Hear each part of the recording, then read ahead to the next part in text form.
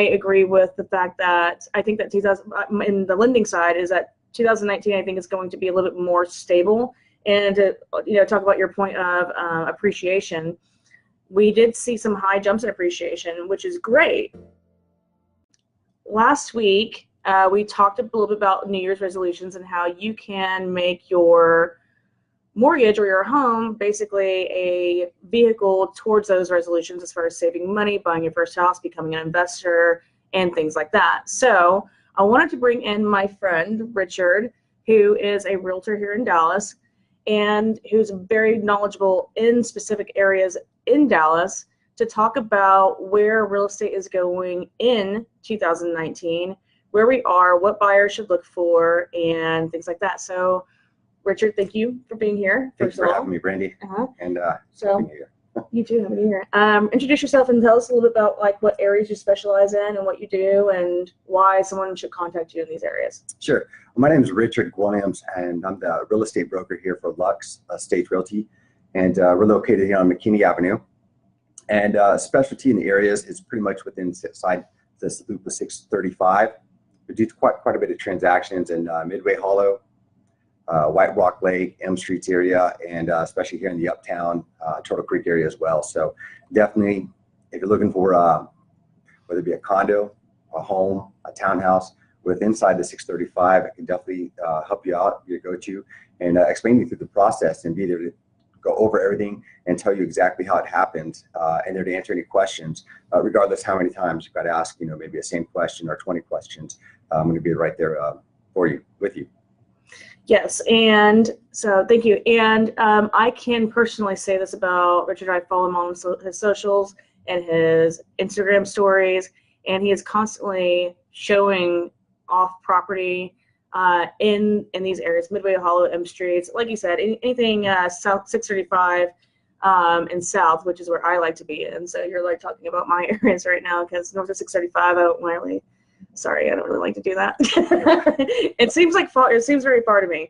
But he's great. Like, he walks the property. He talks about the benefits of the property, the benefits of the area, and things like that. And he's always been super great about answering questions, because it is a process, between the lending part and the real estate part, and choosing the right house. It can be a long and lengthy process. So that's what we both are, and this is why I brought him on, is that we both are of the same idea that we need to educate and explain and make sure that you feel comfortable throughout that process and this process, so that you know that you're making a comfortable choice and that it doesn't feel as overwhelming, or you're not as anxious about it. So that's what we are here for, is to help you. So talking about 2019, we saw the market drop some in the last 2 quarters of 2018.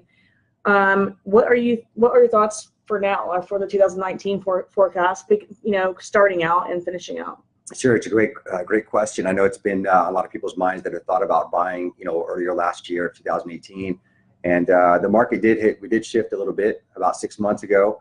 Market got a little bit squishy, as we kind of say. I like that. And then also some people just, the midterms, elections, kind of had people doing that. The interest rates went up a tad, and people kind of got a little spooked by that.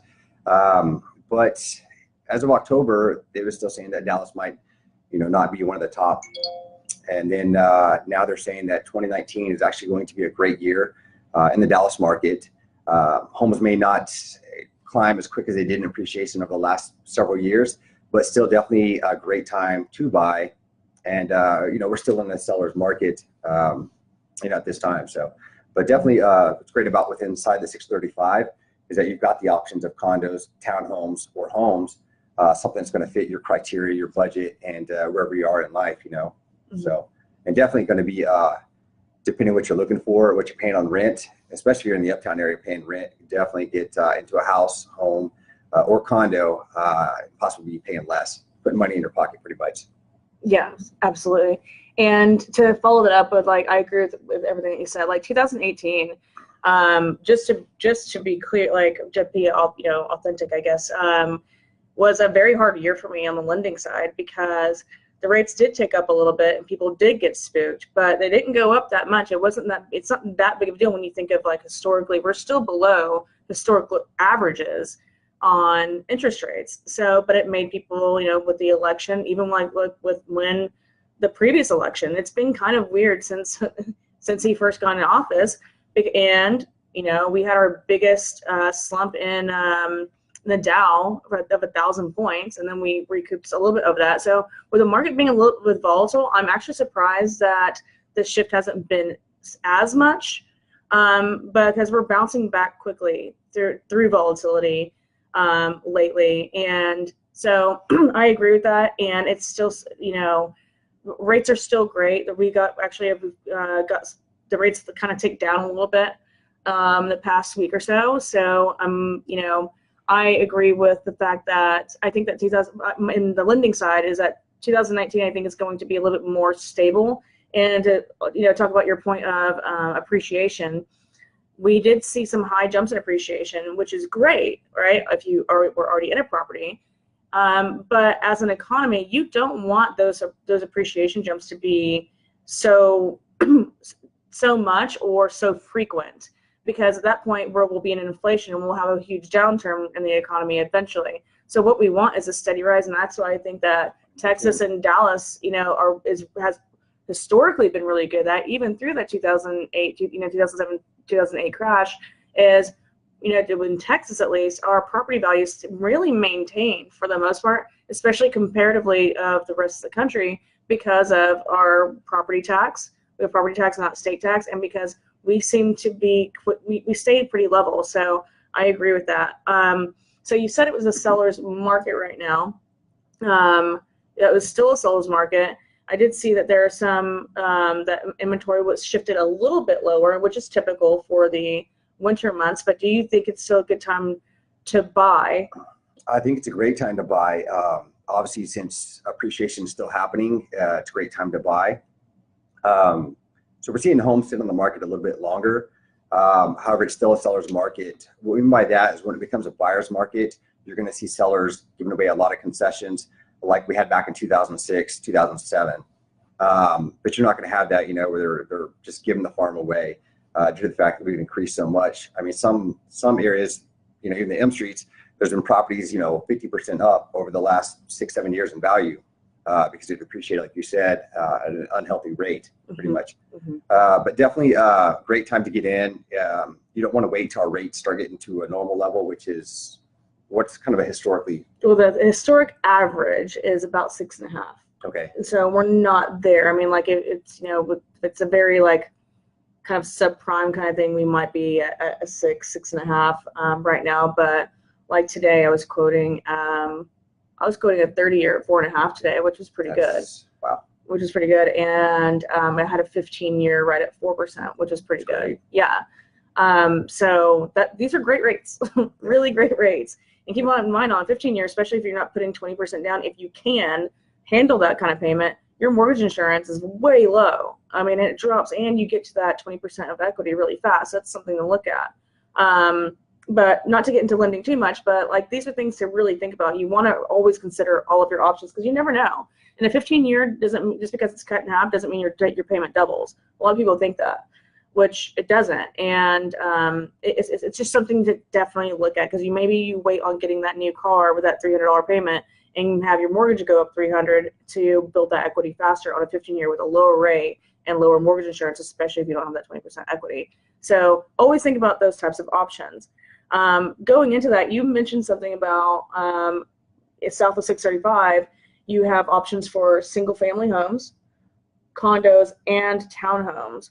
So what is the difference between buying a home or a townhome condo? Sure. Well, for the most part, homes, most of the ones within inside 635, minus a few neighborhoods, you're not going to have HOAs. HOA is something to think about when you're purchasing, your home, whether it be a condo, single family residence, especially in the uptown area and downtown. Some of these HOAs could be, $1,000 and up a month. Townhomes, there's some great townhomes. HOAs, not going to be as much. So something to think about, when you're looking at what you want to qualify for. You might be able to get 2,000 square foot home For the same price, you get a 1,300 square foot condo for maybe downtown, but maybe East Dallas, you find a home for the same price, but you're getting 2,000 square feet, you're getting a home, and you've got your own say-so as far as what you want to do to the home and everything. Yeah. And I think about another thing, not getting off too much course here and going too much into real estate, but if you are looking at condos or townhouses, you want to make sure that due diligence is done on assessments. A lot of agents are not familiar or think about it, and you don't want to buy a home. What an assessment is when the property, the community, maybe the way it's set up, they need a whole new roof. So basically that's going to be whatever the cost is, and it's divided amongst all the residents, whether it's for 12 months, 24 months, 36 months. Now, it's great if that's done, but obviously if you want to sell your place and you've got an assessment, you've still got 24 months on, you're trying to sell your place, and that may hurt your sale whenever someone's looking to buy it. But if you also don't want to move into a place and 3 months later, here you get hit with an assessment, you know, $500 a month for 18 months because they needed to redo the driveway or parking or whatever. So something to think about is to ask about when the last assessment was, if there's been any discussion of any upcoming assessments, and just kind of, you know, do the due diligence on that, because probably one of the number one things that are missed when agents are looking at condos and townhomes. And you get too far into the contract when some of this stuff is done, or you've already purchased it, and then a few months later, you're getting a letter from the HOA, hey, by the way. So definitely thought I'd toss that little nugget out there. Mm-hmm. I think that's very important. And assessments can be a good or a bad thing, right? If you're buying a property and you're like, oh, but you know, it looks a little run down right now, but it's a great price, and they're doing an assessment, and so you know that they are upgrading the property, then that could be a good thing. So assessments don't necessarily have to be bad, but you just need to be in the know. You need to know what's going to happen. You need to know what to expect, and so you're not just all of a sudden being hit with this, you know, extra, like you said, $300, $500, whatever per month to get to upgrade the property or update the property, and not be able to handle that, right? So it's just important to be in the know and work with an agent that knows how to get the information from HOAs, because HOAs can be from a company or they can be individuals. The individuals and the actual community could be managing it. So it's good. It can be complicated. Even as a lender, sometimes it's hard for me to get sometimes information from these HOA or get them to get me what I need to get the loan done.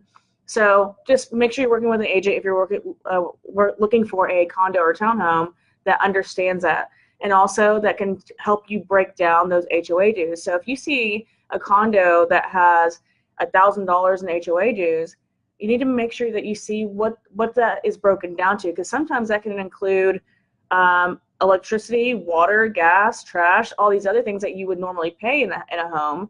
And I can back out as a lender. I can back that out from your ratios. So as long as I get the HOA company to give me the information I need. So again, you know, sometimes, you know, there's a condo that a friend of mine was looking at, and it was $500 a month in HOAs, and she was like, oh, what are you talking about? Heck no. But then we looked further into it, and it included electric, water, gas, and trash, and the outside maintenance. So I'm like, you're going to pay that anyway. You're going to pay, so you're going to probably get a group discount for that. So don't be scared off by a high HOA either on a condo or townhome. Just look into it, find out, and be in the know. Don't be scared off by the assessment, just be in the know. And that's it. And like, make sure you're working with a professional who understands how to ask those questions and get that information for you. Where do your buyers typically start their home search, or where do you suggest that they start the home search? Obviously, I gotta suggest start with myself. You know, contact me, luxestatesrealty.com, or phone number, whatnot. But on a serious note, you know, it's an internet-based world. People don't drive around anymore or pick up the phone book. So there's sites out there like Zillow, Trulia, Realtor.com, and those kind of things. However, my site is set up just like those, and mine is set up for true time. So basically, whenever something hits the market, price reduction, back on the market, whatever it may be, you can set it up, or I can set it up for you, and you'll get an email immediately, or have it sent to your phone or whatnot. And we can do a search criteria. We can adjust any of your criteria: price point, map, 3-bedroom, 4-bedroom, 1 garage, no garage, pool, And my website's designed for you can do all that. So you're just getting exactly the kind of homes on the market that you want, and you're not getting a bunch of trash sent to you. Yeah, exactly. I agree with that. You know, and a lot of times on these sites that there are just like, you know, I buy leads, you know, I buy leads from LendingTree, for example. And I still do, even though I do all my marketing here, I still buy but you know, when same thing happens for a real estate agent. And a lot of times whenever you go to like Redfin, Zillow, all these big places, the agent is just buying, or that company, the broker is actually just buying that area code, or I'm sorry, zip code, or that certain area, or they have 4 agents that they're round robining in an area. So it doesn't necessarily mean that that person is in the know, that they are well versed in the area. They could be a green agent that's right off, which nothing against green agents either. We were all green people at one point, but it's, do you know that person? Does that person have a mentor? Does that have, you know, what do you go make sure you're going to a professional first and starting the search there. And I definitely recommend that, especially for first-time home buyers and our seasoned, for all home buyers really, because you don't want to get in a situation where you are working with someone that just doesn't know what they're doing yet, or doesn't have the right credentials to be able to help you in these areas. So, and keep in mind that, you know, when you go to LuxEstatesRealty.com, yes, you're going to get the same properties as you are on any other site. So there's no, just because you're on a other broker's website or another internet site's website, it's all comes from the same IDX link. So it's, as long as if it's in the MLS, it's going to be on any of the websites. So being able to go to a site that you can customize and be able to send you the listings up to date, like whenever they first come, you know, brand new listings on, you want to be the first one to see it, or in the area that you need. If you were looking at this one house that was a little bit too high for you, but you just saw it was reduced, but it was reduced 5 or 10,000, it's going to notify you automatically, immediately, that was reduced, so that you can go, hey, I want to see this property. So it's really important to be on a search that can give you that kind of up-to-date, real-time information. Exactly. Okay. A bit of personal touch off it. Yes, exactly. And like I always say, you want someone in your back pocket. So when you're working with a lender, insurance person, real estate agent, no matter what, you want to have someone that you can text, that you can be in your back pocket. That's not going to be so formal you can't get to them, or it's some kind of like, you know, do I even know this agent? You want to make sure you're working with someone that you can text, that you can call when you feel that urge to go look at a property or whatever. I mean, I get people still that text me at 9 o'clock at night, and that's great. I mean, I can't, you know, I may or may not be able to get your answer right that second, but at least, you know, I'm there, I'm going to respond. And the same thing goes with Richard, because that's why I chose him to come on today, because I like to work with people with that same mindset, that we're here to answer your questions, get things done for you, and ease any kind of worry that you have out of the transaction. So, last question I have for you is, you just talked about buyers looking in different areas on your website. So let's say that I have someone that is looking, and their budget, and I'm just going to use a made-up number right now. Let's say their budget is $2,000 a month, and they really want this one area, but it looks like this area, I keep, you know, whenever I do, you know, run their monthly payment and add in the taxes and insurance, mortgage insurance, if there's not 20%, although there are options for no mortgage insurance with below 20%. And it's running at like 2,500, right? And there's an area there, you know, there are so many areas out around the areas that people like. So what do you suggest that people go, like, drive around these areas, or like, what do you suggest for people who really want an area, but it's just kind of just a little bit above where they can be right now? It might be a future area to move into. Does that make sense? Sure, absolutely. And kind of what you're talking about is what happened in M Streets, you know, for a great example years ago.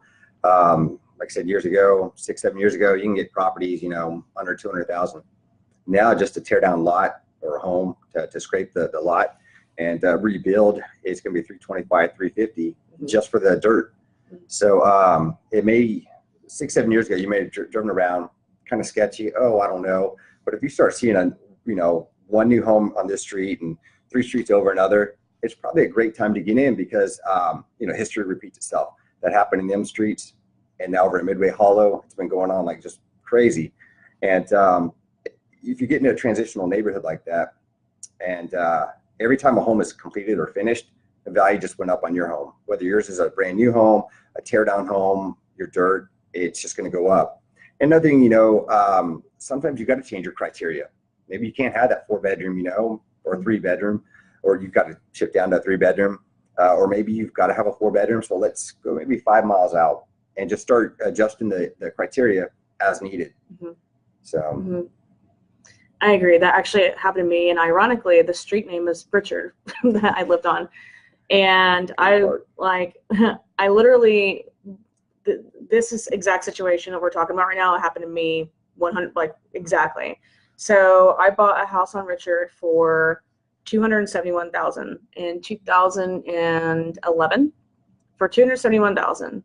And it was 2-bedroom, 2-bath. I had an outside garage that I could kind of convert into an office. That's another thing. You need a 4-bedroom, and some of these houses have little den areas that you can convert to that office or that nursery that might not need a complete closet yet.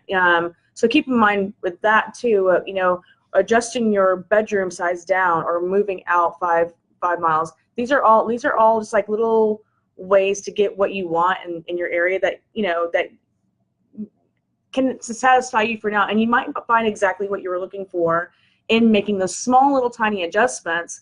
Just because a room doesn't have a closet, but it has a window and it's huge, and you know, like that could be a bedroom or the office or whatever you're looking for. So just keep that in mind too.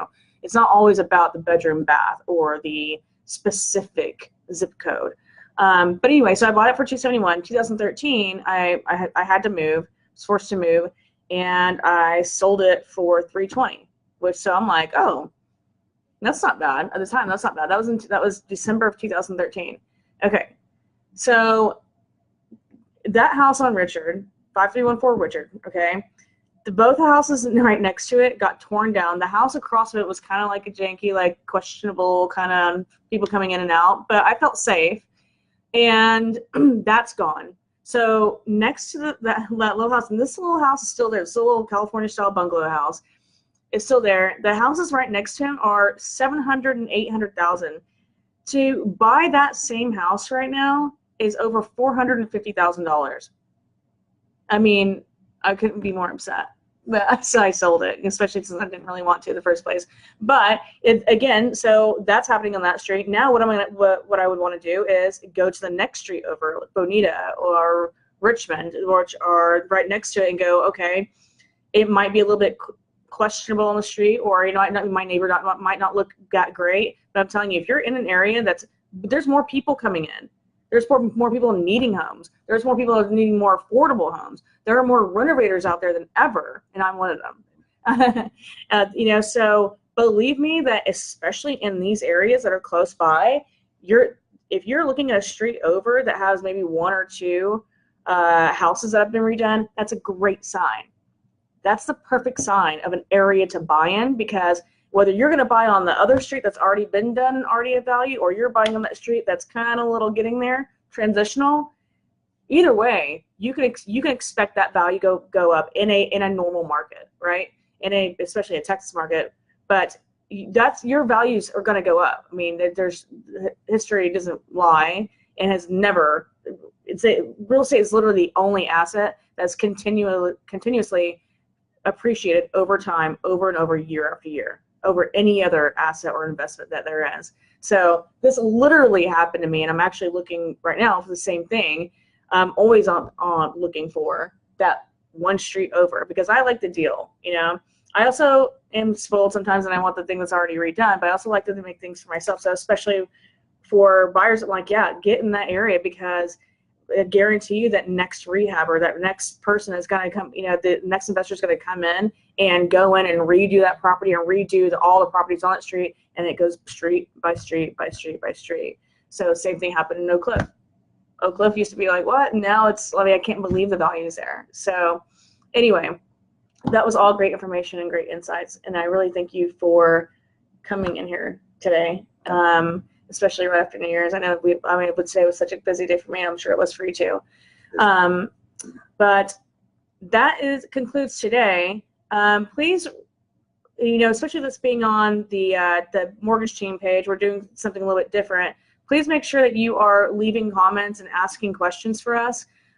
If you are looking at any real estate in the South 635 Dallas area, please reach out to Richard. I'll be looking for someone maybe in the Fort Worth area, an agent that specializes in the Fort Worth area or Frisco area. Please reach out, because I'd like to do a little bit of research on different types of area with that area expert. So I will see you next Wednesday at 6 p.m. on this page again. And if you have anything that you want me to talk about, or you have any kind of questions about real estate, lending, insurance, anything like that, always reach us in the DMs, and we will see you later. Talk to you soon.